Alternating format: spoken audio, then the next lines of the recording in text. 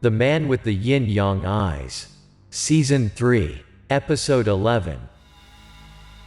After many difficulties, Big D and I finally boarded a plane to Indonesia to search for the lantern containing Wen's soul.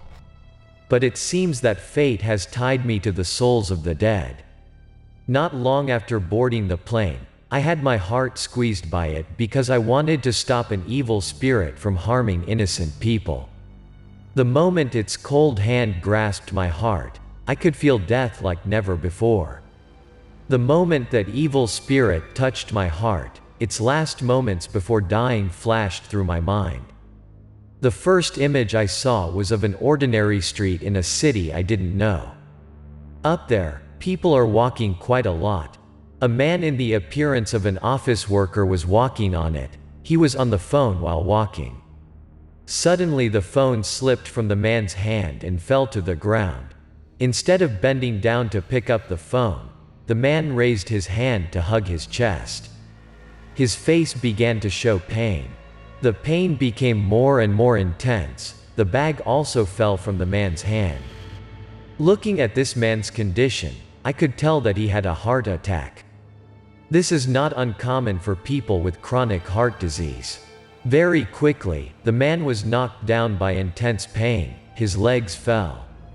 As the situation worsened, the man painfully reached for his briefcase. I guess it contains medicine, because people with heart-related diseases often have to carry medicine with them in case of a situation like this.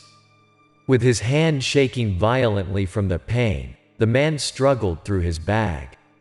A few seconds later, a pack of pills was taken out by him, but now he seemed too weak to hold the pack anymore. Feeling that he no longer had the strength to take the pill out of the blister, the man began to seek help from passers-by around. In front of him now was a rather young man. Seeing the condition of the man lying on the ground, he showed a surprised expression. But instead of bending down to help, the young man just stood there and did nothing. After a few seconds of thinking, the young man finally decided to walk away, despite the victim trying to look at him with pleading eyes. He pulled his hat lower and pretended he hadn't seen the poor man. Maybe he's busy or doesn't want to get himself in trouble. A few more short seconds passed, and the pain finally overcame the poor man. In his hand was a blister that had not been taken out yet. The soul of the unfortunate man quickly escaped from the body. It stood silently watching his body lying motionless on the ground. Slowly it raised its head to look at the young man and began to follow him.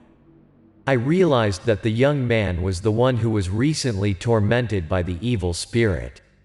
What I have just seen proves that this evil spirit is a poor soul. But I don't have time to think about who is right and who is wrong in this. What I care about right now is my life. Suddenly remembering that I often carry a few coins for exorcism, I immediately put my hand in my pocket to search. I quickly found what I wanted. As soon as I caught the coin between my two fingers, I immediately raised my hand, directed at the head of the evil spirit. With no time to hesitate, I immediately threw the coin away. As soon as he saw the coin in my hand, the evil spirit realized that it was a powerful weapon that could hurt it and tilted its head to dodge. But due to the close distance, even if it dodged, my coin still made a big hole in its head. Seeing that, it let go of my heart and took a few steps back. At this point, I also fell to my knees, constantly bringing my hands up to rub my chest and panting. Beside me, Big D and the self-proclaimed policeman were still fighting like two big kids. Although I can't see the evil spirit, Big D can guess that something has just happened through my actions.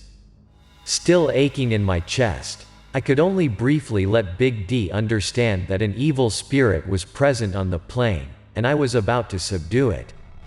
Pretending to have grasped the situation, Big D said to me, "Okay, quickly deal with that trouble. I will hold this bowl for you."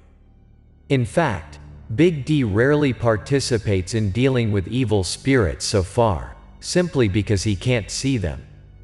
As for me, after the pain passed, I slowly walked towards the evil spirit. I know that the soul in front of my eyes died a very pitiful way, but that was his fate, cannot cause harm to those who are still alive because of it. I began to say to the evil spirit, I don't know if you heard what I said, but what you are doing here is wrong. The young man was wrong not to help you, but that doesn't give you the right to kill him.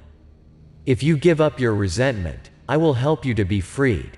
Otherwise, I will have to destroy you. I'm not sure this evil spirit can hear what I just said. Still, as soon as I finished speaking, it immediately rushed towards me with an extremely angry face. Looking at that face, I can only see hatred and desire for revenge. It seems that this evil spirit will definitely not let go of evil thoughts. Looking at the approaching evil spirit, I sighed and said softly, "It seems that this is your choice. In that case, don't blame me for not warning." After the battle with Sagat, I learned many things about seals that I still vaguely understand before remembering what my master taught me. Since then, I have successfully learned how to accumulate power into the seal without much effort. My seal creation time is also much faster than before. The coins that I use when combined with the seals are no longer the same as usual. Their power has been raised to a new level, much stronger. Without even imagining the power of my seal, the evil spirit continued to charge towards me. Waiting for it to come very close, I aimed directly at its head and released the coin. By this time, the evil spirit had sensed danger. I knew for sure that it was deeply regretting confronting me. But it's too late to regret it.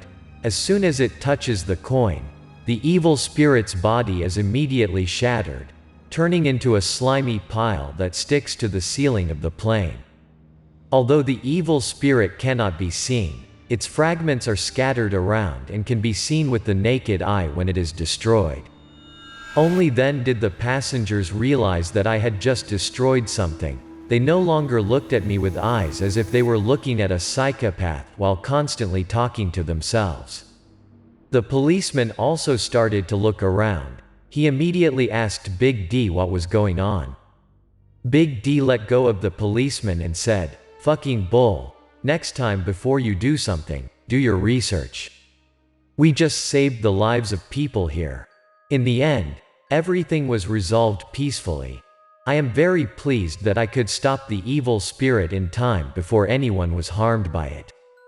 Big D is not so comfortable. He constantly nags about being tortured by the big policeman while defeating the evil spirit. Seeing the remains of the evil spirit gradually turning into black smoke and disappearing, the passengers on the plane began to turn towards me and say words of praise. After listening to me briefly about the situation, the policeman also apologized to me. He did not expect that because of his actions, I almost lost my life. After smilingly thanking all the passengers for their compliments, Big D and I went back to our seats. Nothing unexpected happened for the rest of the flight, and Big D and I also started to have a good night's sleep until the plane landed. After 10 hours, the plane arrived and landed safely. It's not just me who feels tired after a long flight, other passengers too. People started moving away from the plane without paying any more attention to me. Surely those who have experienced long-haul flights will understand how I feel right now. An indescribable feeling of lightness when walking on the ground. It seems that it is no longer my feet. Big D appeared unaffected, perhaps used to such trips. The first thing he did was reset the time for his phone. Big D's relationships are really wide, and it helps us a lot. On this trip too, before leaving, Big D contacted an acquaintance who is doing business in Indonesia. So as soon as we stepped out of the lobby, someone was already waiting there. This guy is Leo, the grandson of the friend Big D contacted earlier. Instead of booking a hotel room for us like a trip to Thailand, Leo offered to take us to his house. Leo said that staying at his house is not inferior to a luxury hotel. People don't have to worry about accommodation. While I was still engrossed in looking at the surroundings, Big D asked Leo about the information he asked Leo to find out. Leo said that he had done everything. As soon as he gets home, he will report back to us all he has collected. After sitting in a taxi for another half hour, Leo took us to a village he introduced as his home. At this point, I understand why Leo is so confident about his home. There are many homestay-style houses here to serve tourists. I was very interested, constantly looking around to see the houses with strange shapes that I saw for the first time. After entering the house, Leo immediately informed us of the information he had gathered. According to Leo, the lantern is in the hands of an antique dealer, also a magician with very high magic. Not only heard, but Leo also said he saw the lantern, but he will also take us there as soon as we are ready.